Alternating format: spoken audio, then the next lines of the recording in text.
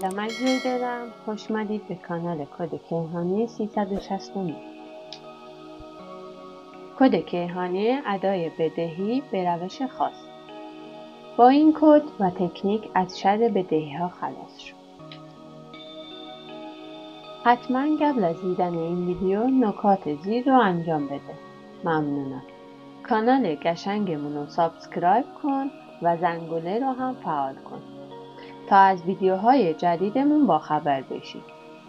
همین الان سابسکرایب کن و لایک قشنگ تو هدیه بده. حالا بریم سراغ دستورات کد و همچنین خود کد. دستورات استفاده از کد. برای اینکه این کد براتون اثر داشته باشه، حتما نکات زیر رو رعایت کن و با دقت انجام بده تا به لطف خدا و کائنات مشکلات زندگی حل بشه. این کد رو روزی 3 بار به مدت 6 روز بخون و یا اگر میخواهی اثر زیادی داشته باشه حتما این کد رو به تعداد 9 بار مدت 18 روز بخون و همیشه از تکنیک احساس استفاده کن. داخل پارانتز اینو بگم که فردا حتما تکنیک احساس رو توی کانال خواهم گذاشت. پس حتما این ویدیو رو لایک کن تا به دست همه برسه و عضو کانالمون شو و زنگوله رو هم فعال کن. و یه بار هم بنویس با خودکار قرمز و حتما نگه دار تا نتیجه فوق‌العاده عجیب این کد رو حس کنی. یا اگر میخواهی نتیجه معجزه آسای این کد رو حس کنی یه بار هم بنویس و با شمع سفید بسوزون.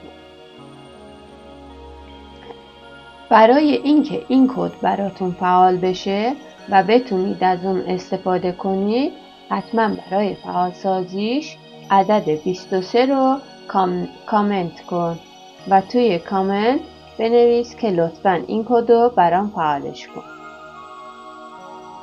کد کیهانی مورد نظر اینه. با من همراه باشید.